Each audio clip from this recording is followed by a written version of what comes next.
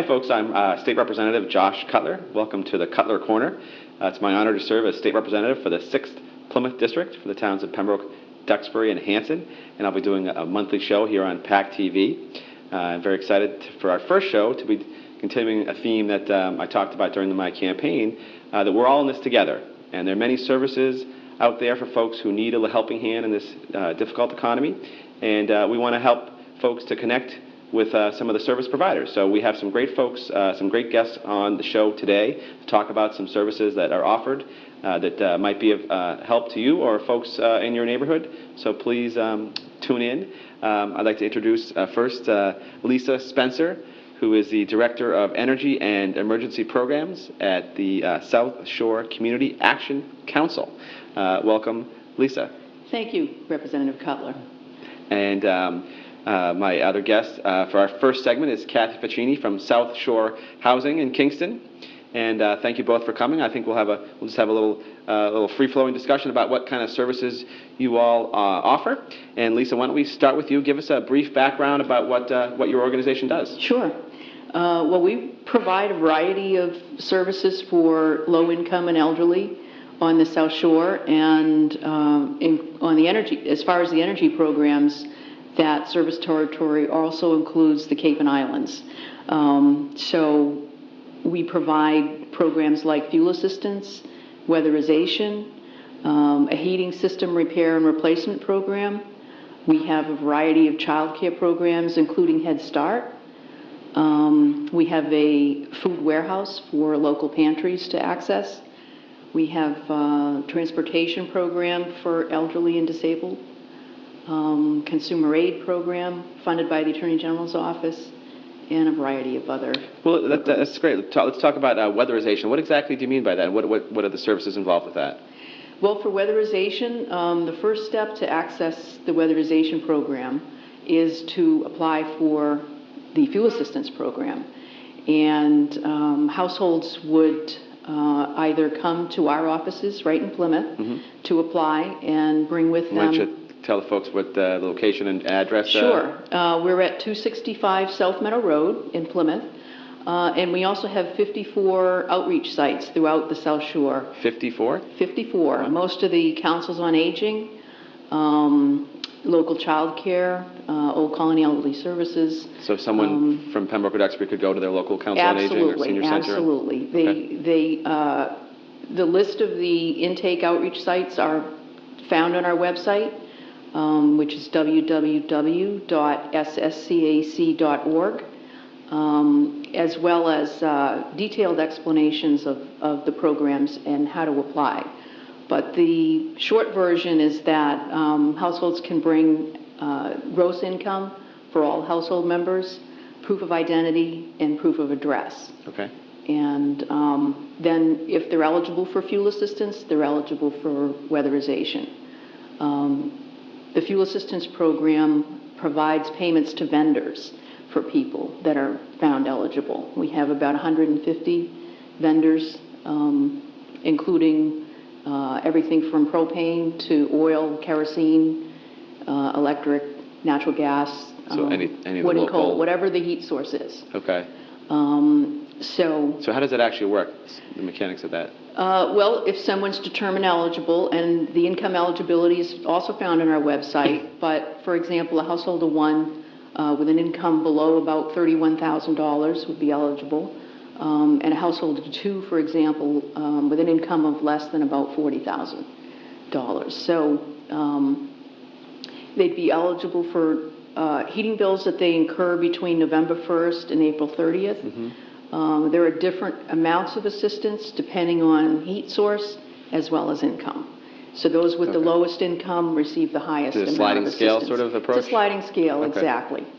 And then for the weatherization program, we send an energy auditor out to the home, and they do a complete energy assessment of what might be needed in terms of insulation and air sealing measures, and that is federally funded and also funded by private utilities.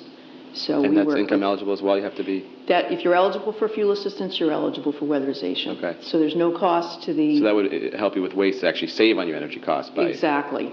And the same thing, we have a burner repair and replacement program. So households that are homeowners, in that instance, for weatherization, you can be either a renter or a homeowner. But for the the burner repair and replacement program, it's primarily for homeowners. And they can get everything up from a minor repair on their heating system to a complete heating system replacement. Terrific. Well, let's come back to that. I want to Sure. give Kathy a chance. So, Kathy, you're from South Shore Housing, Yes. and you guys do terrific programs with foreclosure prevention, rental 101 class we were talking about, and tell me give us a quick overview of what those programs entail. Okay, well, South Shore Housing is what we call a regional nonprofit. So we're one of 9 in the state, and we cover all of Plymouth and Bristol counties. So the programs that we offer is we have the Section 8 program, which is now known as the Housing Choice Voucher Program. Okay. We run some MRVP programs, which is a Massachusetts Rental Voucher Program, as well as some special programs as well. Through our Housing Services Department, we offer our Housing Consumer Education Center, which can help any person with any type of housing crisis with information referral. What would be just sample housing crisis that someone might encounter? Someone's behind in their rent, and Okay. they've gotten a 14-day notice, so we can educate them on what the process of eviction is, what they can expect when they go to court. And then right now we also have some financial assistance through our RAFT program, which is Residential Assistance for Families in Transition, Okay. to assist with families, helping them maintain or obtain new housing so people don't become homeless. Sure. It's specifically for families, and we can help them pay the rent arrearages, sometimes mortgage arrearages, utilities arrearages. If they're moving to find a more affordable housing, we can help them with that moving cost, whether it's first-class security, even moving trucks to help them actually get there. If families are having that housing crisis, we can help them with paying child care to help them stabilize until things can kind of stabilize for the families. Now, we think we're sort of in an affluent area here, but there are obviously folks out there who rely on these kinds of services. I'm sure it might surprise some of our viewers to know to what extent that there's such a need for There's a for very that. large need. The state actually put $8 million into this program throughout the state. So we got a portion of that to help the families in our area. So people call on a regular basis for that type of assistance. We're also working with homeowners to help them modify their mortgages, work with their lenders. Anyone who's delinquent, they can give us a call. We have 2 HUD-certified housing counselors to help them work on stabilizing their mortgages and maybe trying to get a modification. So we were lucky enough to get some Attorney General's money this year through the Home Corps, and that's going very well as well. And what are the eligibility guidelines for this foreclosure modification and the various programs? There are someone who's delinquent, so there's So- really no eligibility guidelines. So if you live in the area and you need help, you can call and. If you're behind, definitely give us a call at South Shore Housing. We're located at 169 Summer Street in Kingston. Our phone number is 781-422-4200, and they will get you to a foreclosure prevention specialist, and we'll work with anyone who has a housing need. Especially with our Housing Consumer Education Center, there are no financial guidelines, so we are working with families who call us with 0 income to people who are making 6 figures. Okay. So, And you have a rental 101 class? we do. Tell me about that. Every week at South Shore Housing at our offices in Kingston, we're offering Housing 101, which is to assist families or individuals trying to find affordable housing. So we run them every Wednesday. They are located on our website, which is www.southshorehousing.org. So they're listed right now, I think, through March. But we do offer them every week through the year, and we provide all the applications and guidance on how to apply. That's great. And so there's also a program you offer for first-time home buyers who might be trying to get a home for the first time. That can be, I remember moving back to Duxbury myself. It can be a difficult process, but tell me about what you guys can help in terms of that. We offer first-time home buyer classes up to 6 times in a year. Okay. It is a 10-hour program. So we work in collaboration with some of our community partners. So we always have a bank who comes in. We work with a local real estate agent. We work with a local insurance person, the home inspector. And so we have guests who come in during this 10-hour class. And we are CHAPA certified through the state of Massachusetts to provide the class. And what it allows is it gives anyone who's looking at buying a home for the first time how to do it right, the things to look for, just trying to educate people. And statistics show that anyone who does take a first-time home buyer class usually does not end up in a foreclosure situation. So it is really beneficial, and a lot of the banks are requiring Oh, they are? Okay. homeowners or new homeowners to take a first-time home buyer class. They're also, if you do take a class and get the certificate, you are eligible for up to a few different types of special loan programs. That's great. And those are offered, say, 10 times a year? We offer them 6 times. Oh, 6 times a year, excuse me. Okay. And folks can call and get the website to find out when they... Exactly. They're always on our website, but Okay. they can always call our offices, and we'd be happy to share that information as well. Oh, great, great. Well, so those are some great programs that that folks can take advantage of. I'm curious to kind of, maybe you could talk about the human side of it a little bit and just tell me some of your experiences, obviously, just anecdotally about what kind of a difference your programs can make to folks here on the South Shore. I'd be curious if you have any stories you can share. Obviously not naming names, we just want to hear the human side of all these programs. Well, over 30% of our households are elders on fixed income. So the amount of fuel assistance or weatherization that they've received, can be a real lifesaver in effect. Not all elders have families that they can that they either live with or can ask for assistance, especially in these times when their families may be financially burdened as well. So we certainly know that our program makes a difference. We took 14,500 applications last year. 14,500? 14,500. Is that, what area does that encompass? That we cover 39 towns from Hull south to Wareham, west to Middleborough, and the Cape and Islands.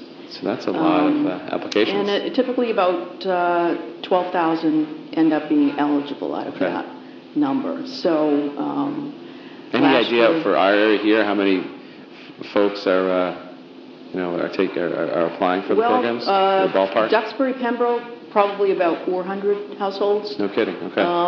And I would say predominantly elders and working households that still are in the lower income.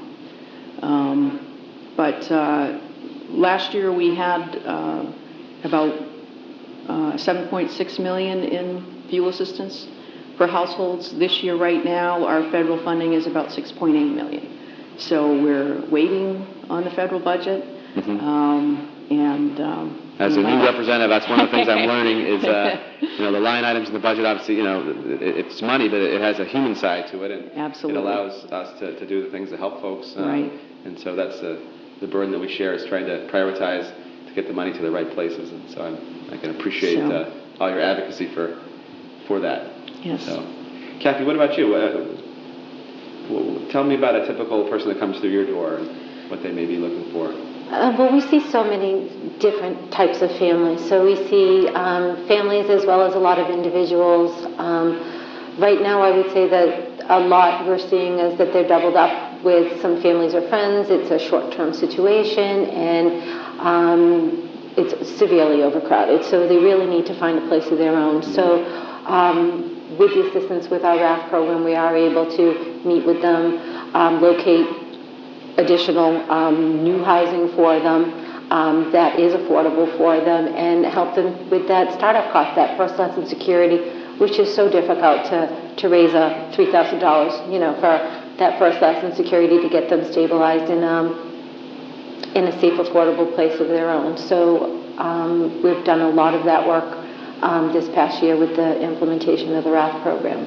Great. Well, we're going to take a break in a second. We're going to bring on a couple other guests, but I just want to give you a chance to just repeat your information, folks out there who want to learn more. If you could just give out the website and phone number again Sure. for the services. South Shore Community Action Council's website is www.sscac.org, and the phone number for the main agency phone number is 508-747-7575. The fuel assistance phone number is 508-746-6707. And South Shore Housing is www.southshorehousing.org. Our main office number is 781-422-4200. Great. Well, Lisa and Kathy, I want to thank you for coming on our show, our very first episode here. And we're going to take a quick break. We'll be right back with 2 more guests, so stay tuned.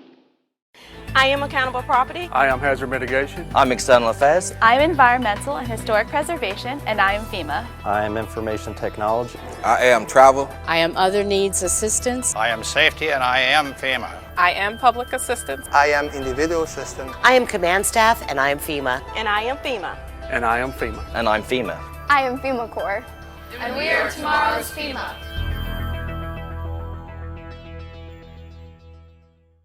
Welcome back. I'm State Representative Josh Cutler, and you're tuning into the first edition of the Cutler Corner.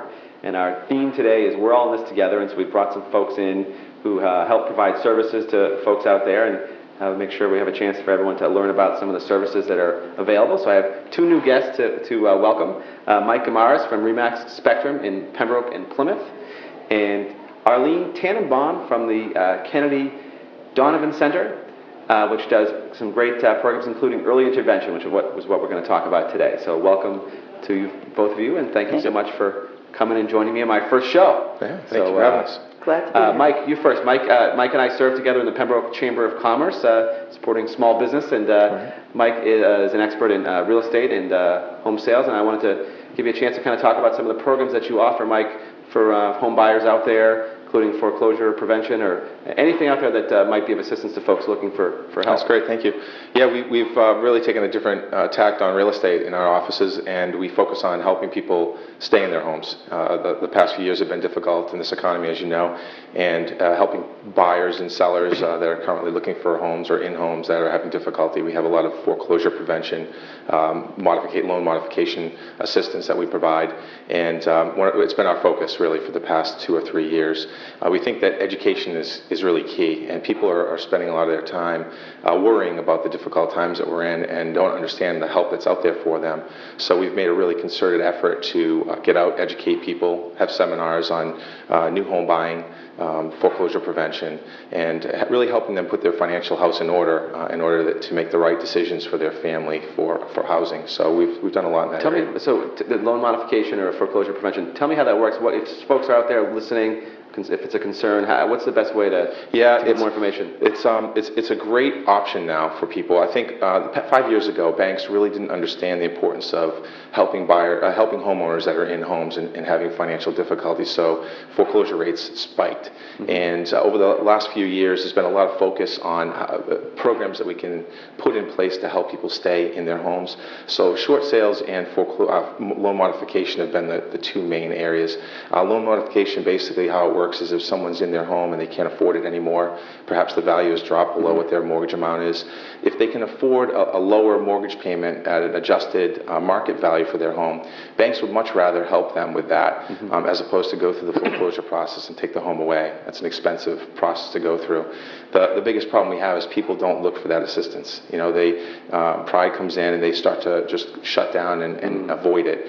But there's a lot out there to help them. Short sales, another option. Yeah, just for viewers who may not be aware, can you explain what a short sale is? Yeah, short sale is a situation where a homeowner is upside down on their mortgage, so they owe a lot more than what the home is worth. Mm-hmm. They can't afford to stay in it even if the mortgage were to be modified for a lower amount and a lower payment. Mm-hmm. So what the lenders will typically do is approve the sale of the home at a lower price that the market will bear, and will allow the homeowner to leave the property without chasing them for that value that the lender's lost. So it's a really good option. A lot of lenders like Bank of America and Citi are actually paying homeowners some money to leave, to give them an opportunity to a fresh start, and helping them through that short sale process. So people just need to remember, ask for the help, look at what the options are. And we think of Pembroke as being an affluent community, but there are folks in Pembroke that need the help. Correct? Absolutely, every town. There really isn't a town on the South Shore that isn't affected by this. Some more than others. And I think one of the things people, the misconception is that the foreclosure issue has gone away because they're just not hearing as much. But really, it's just a kind of a stay, and there's more coming. So we really need to get people understanding there's help out there for them. Great.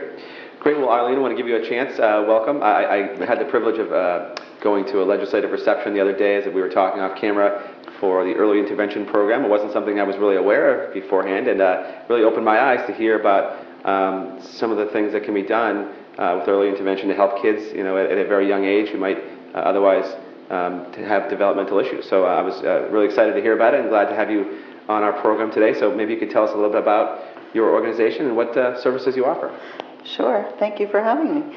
So Early Intervention is a family-centered program that provides developmental services for children who are delayed in their development or at risk for delay. And those risk factors can be either medical risk factors or environmental risk factors, or children who already have a diagnosis. We work with children birth to 3 in their homes or at their child care centers or at their grandparents' homes.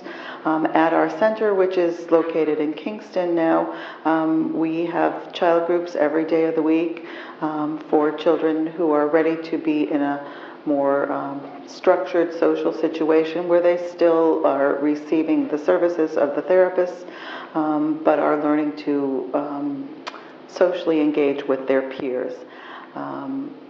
How does a parent kind of know that their child may have a developmental issue that should be addressed? How do you spot that, or how do you get the initial consultation? Well, typically our referrals come for newborn babies. They come right from the hospital. Mm-hmm. Those are babies that are premature or babies who might have been exposed to substances while the mom was pregnant, and that's not always. Sometimes those are medications that the mother had to take because of a condition that she had. We also get referrals. Most of our referrals come from the local pediatricians, and they'll refer a child if they have concerns about their motor development, their language development. And we also have a lot of referrals from people in the community who know about our services because their neighbor had it, their friend had it, their older child had it. So the referrals really come from everywhere. I think when a parent suspects that there's a delay in their child's development, it's a very difficult thing. Sure. Everybody wants their child to be progressing and making friends. Everyone thinks their child's perfect, but we're not. Exactly. Right. And so, when they go to the pediatrician, sometimes it's difficult to broach that subject with the pediatrician, but the pediatricians in this area are really wonderful, and they ask the right questions, and they know child development really well, and they encourage families to make that referral. And is there a cost involved? Well, early intervention is Part C of IDEA, so it is somewhat of an entitlement program, but insurance is billed in Massachusetts for early intervention, and whatever insurance doesn't pay, the Department of Public Health pays. There are some insurances that are not required to pay at this point. Most folks who have insurance would be covered? Is that fair to say? They would be covered. Right now there is a family, an annual fee for early intervention services, and that is based on family size and income, and so families are billed that fee. That's a Department of Public Health fee. But no one's turned away who needs the service if they have no ability to? No one's turned away. No, for sure. I can share with you, when I went to this forum, there were a couple folks there that shared their stories. One of whom was a state representative who had triplets back, 16 years ago, and obviously, there were some complications involved in that, and some of the children had some developmental delays, and so he wasn't aware of early intervention, and he took advantage of the program, and he became a believer. And now his 3 daughters are 16 years old and doing fantastic, and you would never, it was just a thing in their past. And so he was there to advocate for the program, and I thought that was really terrific to hear those kind of stories. And you see so many children who are just a little bit delayed and who just need that extra boost. They need some help themselves, and their families need some help to just know what the right encouragement is for those children. I can think of a little boy who came into the program, and he had no social language. He had very poor eye contact. He got a diagnosis of autism by the time he was 3. But we're in touch with his mom now, and he was in a special needs preschool for the first couple years, and now he is mainstreamed into the regular classroom, doing extremely well. But she really credits that to the fact that early on they got the help they needed, that he was able to really grow with the services, and so I think it's a really important thing. The services are tailored to the needs of each child. We develop a family service plan with the family, and they determine, what goals they want to work on, of course with the input of the therapist, but the family is at the center of our services. And we believe that the family knows the child best, and so if we can help them to enhance their child's development, that's really our goal. I've been through it twice, actually, personally. Okay. Oh. Yeah, I had my first children were twins, and they were 3 months early. So, it's one of those things where, as a parent, you start to think about, you watch your children, you see what they're just not picking up and coming along. And early intervention was incredible for us because it really brought our twins. Now they're 12, and you wouldn't know any different. Right. And then most recently, my 2-year-old, the same thing. He has gone through the early intervention at the Kennedy Dunham Center, and just with speech. And we didn't even know this ahead of time. This is it's one of those things where I think a lot of people shy away from it. They think, the pride comes in, and they may not realize the services that are there and what it can really do for your family. It's really made a huge difference in our family. And so it's been wonderful. It's nice to hear it. We always say this is, it's not a club anybody really wants to belong to, but once they're part of it, they really figure out we're really there to help them, and the majority of the children are going to catch up, and they're going to do really well, and we want to encourage them to get the help while they need it.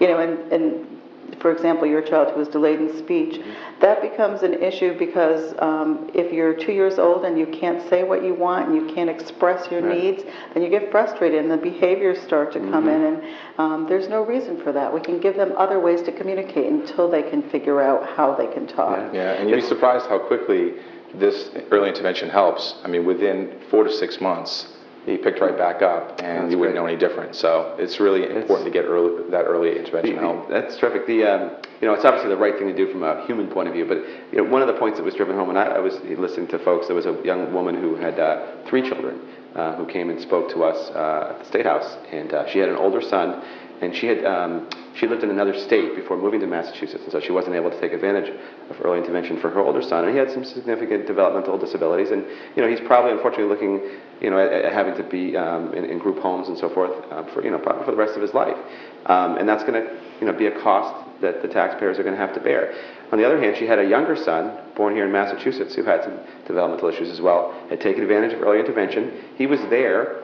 He was a 2-year-old bouncing around the room, great kid. And, he was still going through the program, but, he was going to be mainstreamed. He was going to go to regular public schools. And so it just struck him, helping these folks is the right thing to do as a person.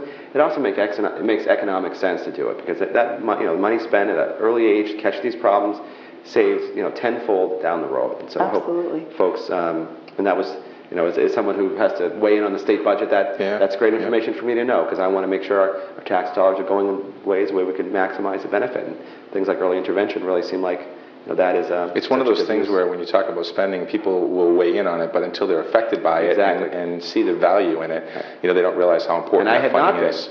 So I'm glad to hear from you guys and to have this discussion. So that's terrific. And hopefully folks out there's someone listening who may have thought about it, and now they'll know a little bit more about where to get the help. Arlene, did you want to? I just wanted to add that we pretty much see about 10% of the children in the area in that first 3 years. Sometimes they're just evaluated and they're not eligible, but oftentimes they're evaluated, they receive services for a short period of time, and they're on their own and they're doing great.